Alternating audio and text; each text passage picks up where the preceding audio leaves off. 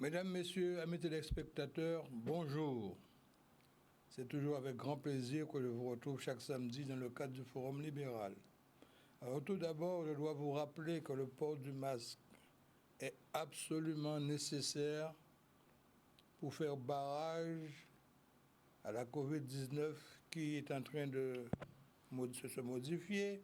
On parle de variantes et les dernières informations que j'ai eues ce matin indiquent en Grande-Bretagne que la variante en question est plus contagieuse et plus mortelle que le prédécesseur. Alors, en conséquence, nous, en Guadeloupe, nous devons faire barrage à ce variant et le plus sûrement possible en nous équipant de notre masque et en respectant les distances qui nous sont suggérées par les autorités guadeloupéennes. En deuxième lieu, je dois m'excuser auprès d'une association que nous avons reçue samedi, une association de personnes atteintes d'handicap, et je dois donner les explications qui ont fait que nous avons commis un petit retard. Tout d'abord, pour ceux qui fréquentent Jarry, ils savent que le boulevard de Welbourg est en travaux. Des travaux d'accotement, des travaux de trottoir, ce qui rend les accès des immeubles un petit peu compliqués. Et particulièrement Canal 10, le trottoir est fait, mais l'entrée de Canal 10 n'est pas encore achevée et c'est un petit peu compliqué pour les personnes en voie d'handicap de pouvoir circuler pour entrer au studio. Et je rappelle aussi que l'entrée principale de Canal 10 est fermée le samedi puisque le secrétariat est fermé le samedi. Et si vous arrivez devant la porte de Canal 10 et que vous appuyez sur la sonnerie, vous n'aurez pas de réponse puisque la sonnerie est réservée au secrétariat.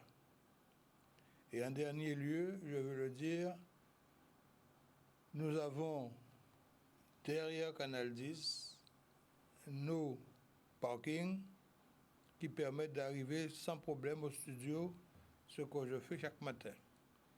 En tout état de cause, je demande à cette association de bien vouloir nous excuser et je présente aussi les excuses de Canal 10 puisqu'il y a un problème technique qui s'est produit. Il y a une connexion internationale qui devait s'opérer avant mon émission, mais cette connexion a été retardée par des incidents que nous ne pouvons pas maîtriser puisque c'est le satellite qui décide là-haut et la connexion n'a pas pu se réaliser comme ça devait se faire avant mon émission. Et nous nous sommes retrouvés en face de ces personnes qui sont arrivées, une dame en fauteuil roulant, un monsieur avec 2 cannes. J'ai téléphoné à Madame Rodriguez pour lui expliquer que nous devons par tous les moyens de réaliser l'émission. Et avec l'aide de notre réalisateur, nous avons trouvé un moyen de faire une connexion et l'émission a eu lieu avec un petit peu de retard. Alors pour les membres de l'association et sa présidente, Madame Philomène, nous présentons nos excuses et nous voulons lui faire comprendre bien que nous traitons tous nos invités de la même manière. Et ce n'est pas parce que son association est une association de handicap que nous avons omis à notre obligation de rigueur, d'autant plus que l'UNAPL, dont je suis le président local, a un des vice-présidents, le professeur Blanchecotte, qui est biologiste, président du syndicat national des biologistes, est chargé pour contrôler la réalisation des travaux qui sont préconisés dans la loi de 2015 pour favoriser l'accès aux personnes en voie d'handicap. Ceci étant dit, il fallait le faire puisque nous pourrions penser que les gens avaient imaginé que nous les avons maltraités. Non, pas du tout, nous traitons tous les gens de la même manière. Et encore davantage pour cette association des abîmes, Vous savez, je suis très proche de monsieur le maire des Abîmes et nous tenons absolument à faciliter nos organismes des Abîmes, les ressortissants des Abîmes, la population des Abîmes, ce qui ne veut pas dire que nous n'apportons pas la même attention à d'autres communes. Et il m'arrive maintenant de commenter l'élection, enfin pas plus l'élection, c'est l'investiture de M. Biden. M. Biden, Joe Biden, est devenu officiellement président des États-Unis d'Amérique. Il a succédé à M. Donald Trump, que le monde, en majorité, puisqu'il y a des pays qui l'appréciaient, le monde en majorité émettait de très gros doutes sur une éventuelle réélection de M. Trump qui a modifié les relations internationales. Vous savez, c'est le démocrate qui parle, mais je suis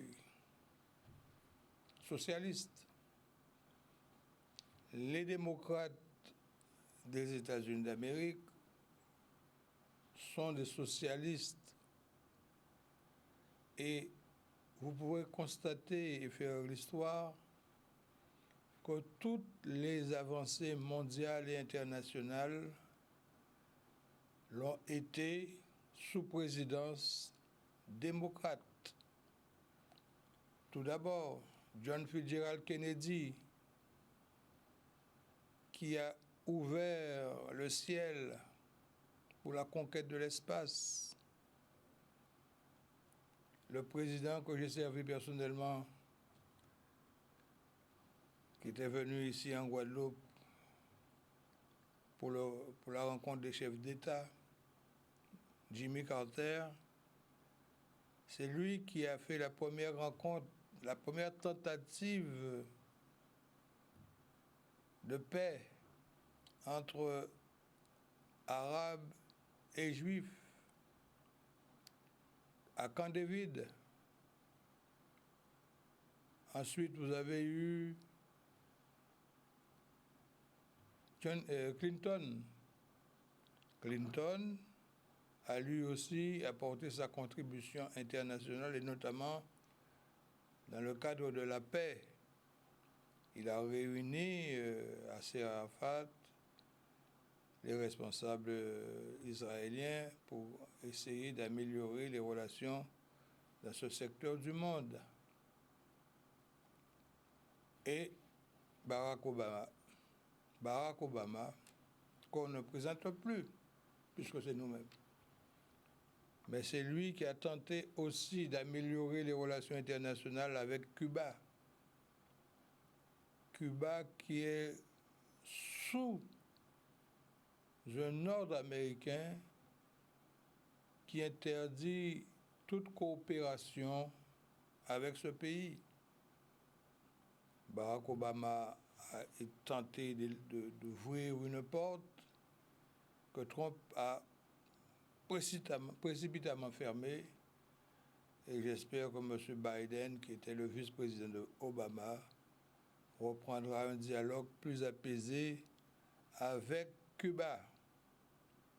Cuba d'ailleurs qui a mis en place un vaccin, peu de gens en parlent, et le premier pays qui a accepté d'acheter le vaccin cubain, c'est l'Iran. Il faut savoir que Cuba était capable aussi de faire un vaccin. Ils n'ont peut-être pas les mêmes moyens financiers que les Américains et les autres grandes nations qui s'y sont intéressés. Mais il faut savoir que Cuba a son vaccin et utilise ce vaccin dans l'intérêt des Cubains. Et je le répète, nous sommes à quelques encablures de Cuba. Nous aimons la musique cubaine, nous aimons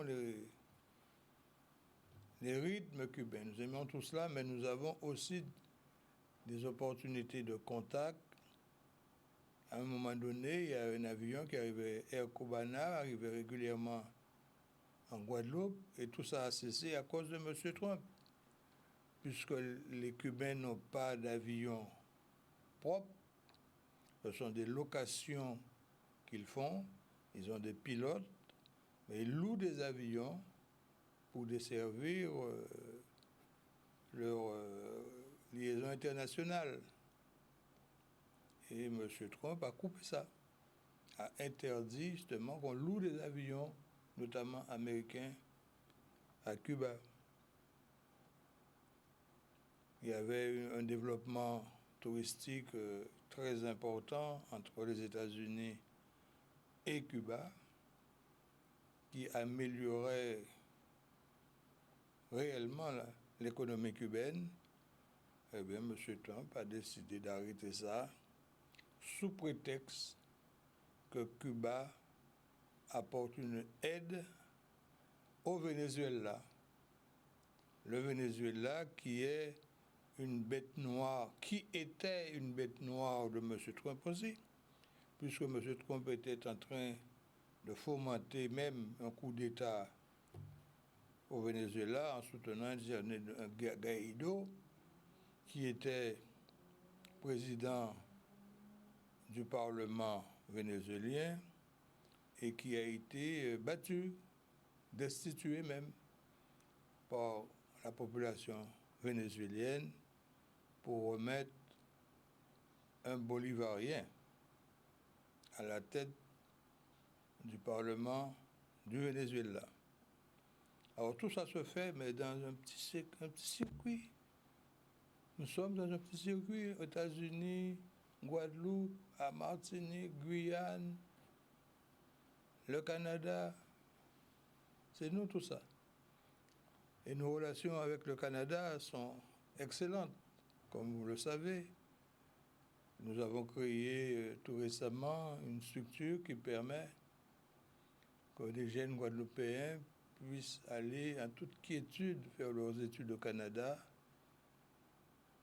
par une organisation qui s'appelle l'Arbre du Voyageur et qui les aide à trouver logement, assistance et tout pour s'implanter dans de bonnes conditions et rassurer les familles guadeloupéennes sur le suivi justement de leurs enfants au Canada. Là aussi, c'est la démocratie qui joue. Ce sont des démocrates. M. Trudeau est un démocrate, c'est pas un républicain. Donc, toutes les avancées, comme je vous dis, l'ont été par des démocrates. Même en France. Si Mitterrand n'était pas arrivé au pouvoir, jamais on n'aurait parlé de décentralisation.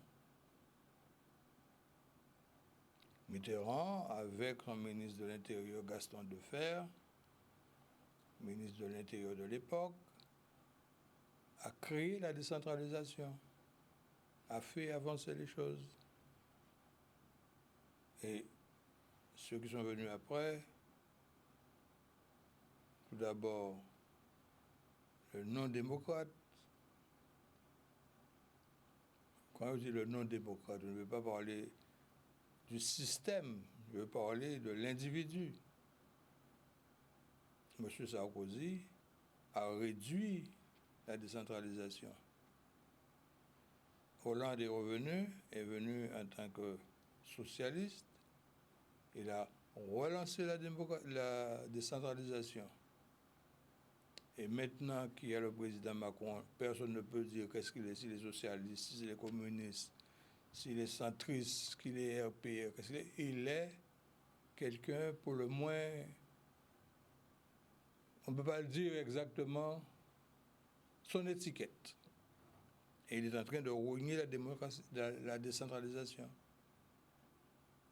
On est en train de constater ici en Guadeloupe que certaines avancées sont plus ou moins raccourcies. Et c'est à nous, population guadeloupéenne, à se mobiliser, à se mettre en mouvement pour que les choses puissent reprendre leur cours normal. Il y a le chlordécone. Une plainte est déposée, mais semble-t-il qu'on irait vers un classement sans suite. Pourquoi? Parce que les suppôts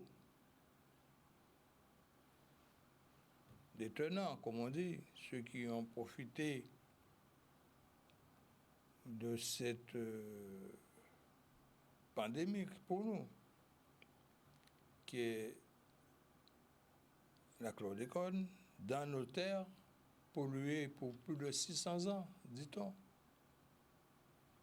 Eh bien, on ne trouve personne responsable. Des dossiers ont disparu, il n'y a plus aucun responsable, il n'y a aucune preuve, il n'y a pas de moyen. Et voilà, maintenant, on s'achemine modestement vers un classement sans suite.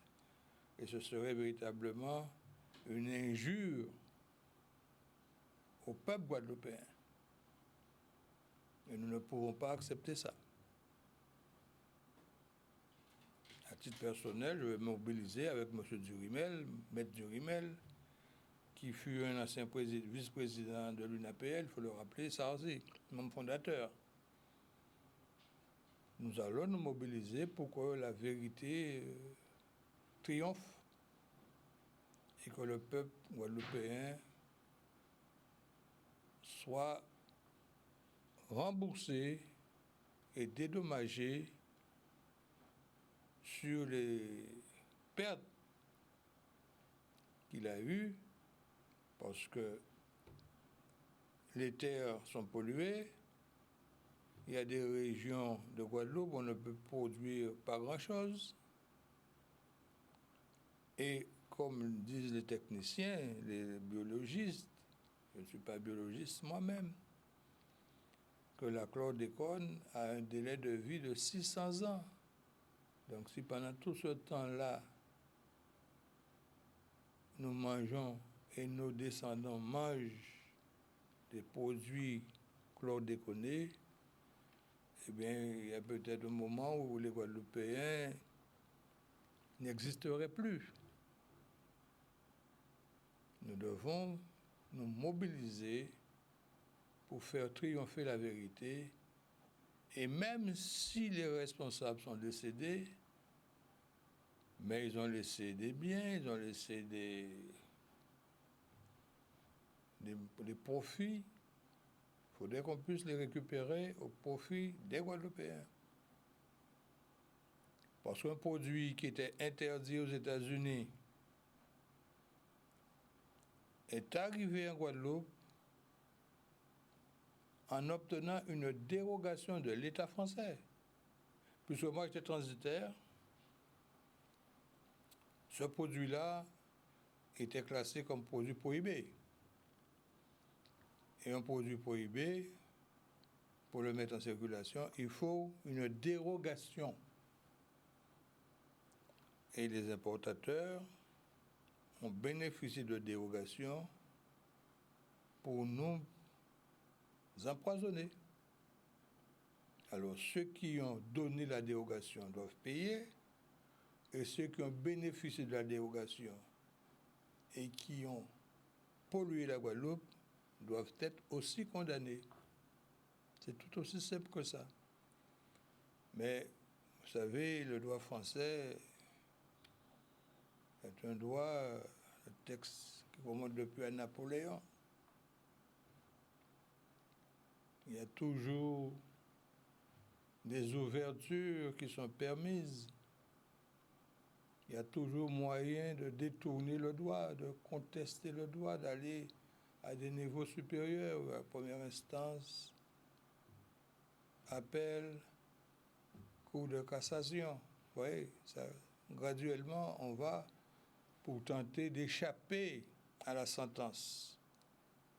Mais ça passe dans le temps. Beaucoup de temps sont utilisés et beaucoup de documents disparaissent. Et c'est le cas de chlordécone, qui prétend qu'on ne retrouve plus les documents. Et je dois rappeler que pour dédouaner une marchandise, il faut passer par la douane. Vous présentez une déclaration en douane. Le ministre de la douane, c'est le ministre du budget. On doit pouvoir retracer les documents qui ont été utilisés pour faire le dédouanement en Guadeloupe quand même. Les archives du ministère du budget ne sont pas brûlées. On doit savoir à quel moment ces produits sont arrivés, qui les a importés et qui les a distribués. C'est simple. Mais il faut aller d'abord au ministère du budget, parce que c'est là où se trouvent les archives de la douane.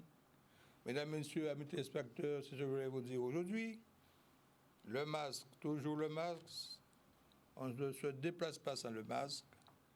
Et j'espère que nous allons nous retrouver samedi prochain dans le cadre du Forum libéral, toujours avec la même sérénité. Bon week-end à vous tous et à samedi prochain.